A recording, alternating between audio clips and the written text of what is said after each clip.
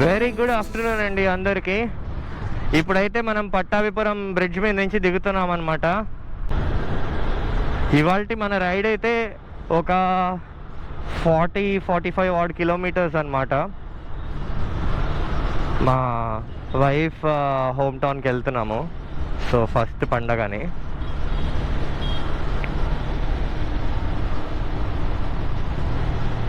అనుకున్న దానికన్నా రోడ్లు చాలానే క్లీన్ అండ్ ఎంటీ ఉన్నాయన్నమాట. మనకు కావాల్సింది అదే.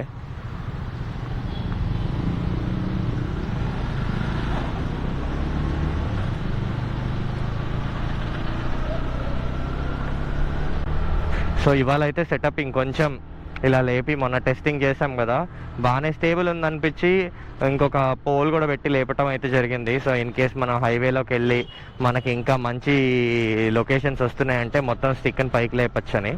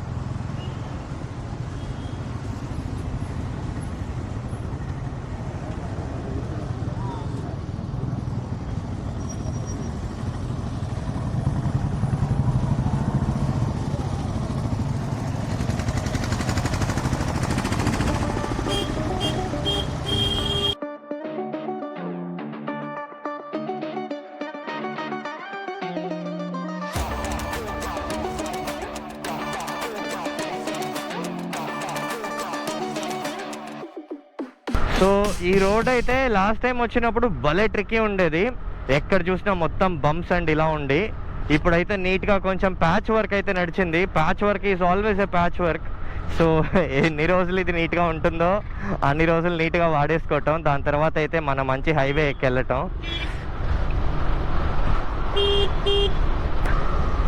సో మొన్న అయితే మా సొంతూరు వెళ్ళటం జరిగింది, పావులూరు అని. ఆ రైడ్ అయితే భలే ఉందండి. It was so good. So బేసిక్గా మేము స్టార్ట్ అయ్యి ఇప్పటికైతే ఒక 30 మినిట్స్ అయితే అయింది. 30 మినిట్స్లో ఈ రోడ్స్ బాగానే ఉండటం వల్ల, ప్యాచ్ వర్క్ అవటం వల్ల మేము ఒక క్లోజ్ టు 25 కిలోమీటర్స్ అయితే ట్రావెల్ చేసాము. 20 కిలోమీటర్స్ అట్లీస్ట్. అండ్ నెక్స్ట్ ఇప్పుడు రాబోయే విలేజ్ పేరే ప్రత్తిపాడు. ప్రత్తిపాడు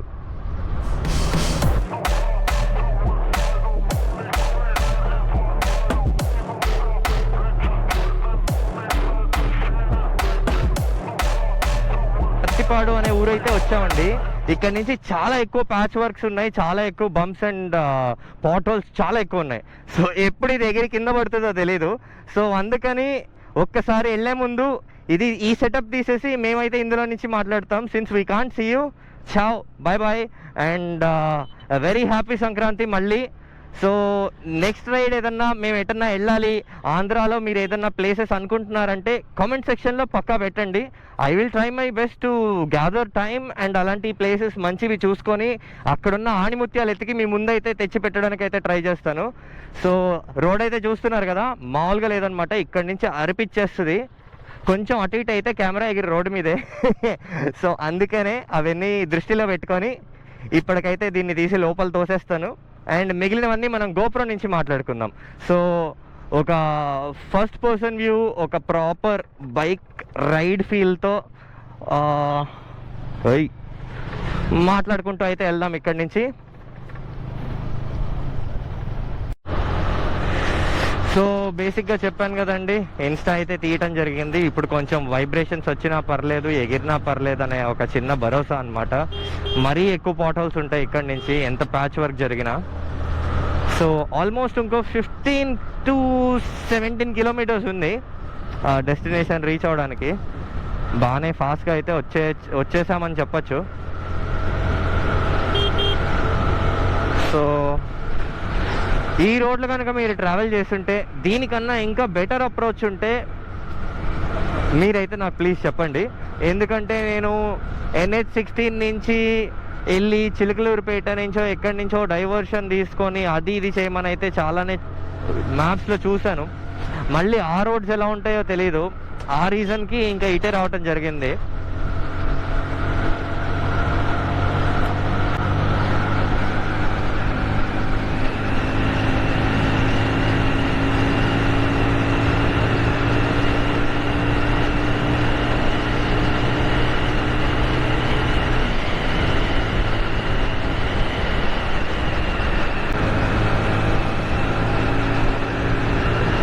చాలా బ్యూటిఫుల్ ఫీలింగ్ వస్తుందండి నేను ఇలాంటి రోడ్స్లో వచ్చినప్పుడు.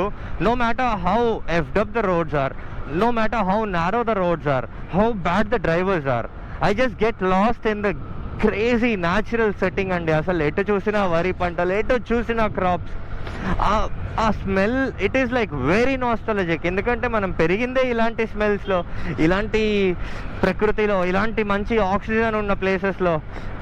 That is something lakh lasting. నేను ఎప్పుడు సిటీస్ వెళ్ళినా, ఎక్కడ వెళ్ళినా, I'm somewhere longing to get back to this kind of natural smells and natural orders that always make me feel United మళ్ళీ.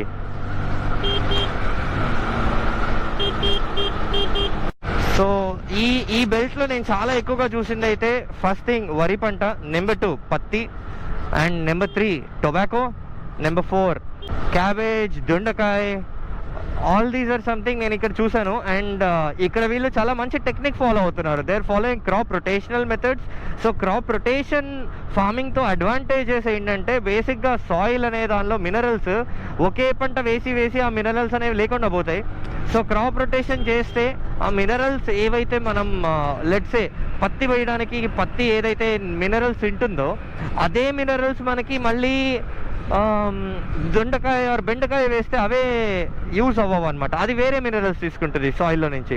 సో దట్ బీయింగ్ సెడ్, ఏవైతే మినరల్స్ యూజ్ అయ్యాయో అవి regenerate అవ్వడానికి కానీ దానికి కొంచెం టైం దొరుకుతుంది. సో అందుకనే ఇక్కడ క్రాప్ రొటేషన్ మెథడ్స్ ఏవైతే ఫాలో అవుతున్నారో దోస్ ఆర్ ఇంపెకబుల్ అండి. అది కూడా ప్రాపర్ క్యాలిక్యులేటెడ్ మెథడ్స్లో అయితే ఫాలో అవుతున్నారు, ఏది కరెక్ట్గా వేస్తే ఏది బాగుంటుంది అని. Will talk more into that and I'm more fascinated అండి, because what we eat and how we get అది తెలిస్తే మనకి ఇంకా బాగుంటుందని.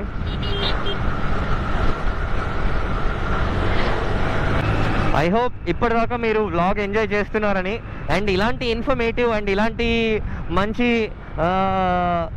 ఎంటర్టైనింగ్ ఆర్ ఇలాంటి కొంచెం కొత్త రూట్స్ వెళ్తూ అసలు ఎలా ఉన్నాయి road conditions, or how does we do when we go on a bike as a couple, or how do we back pack our things, how do we manage with so much of luggage, and ఎలా చేస్తాము అనేది డీటెయిల్డ్గా మీకు చూసి మీకు ఇంకా doubts ఉంటే you can always ask, you can reach out through comments or Instagram కూడా నాది handle same twofold odyssey. you can reach out on Instagram as well.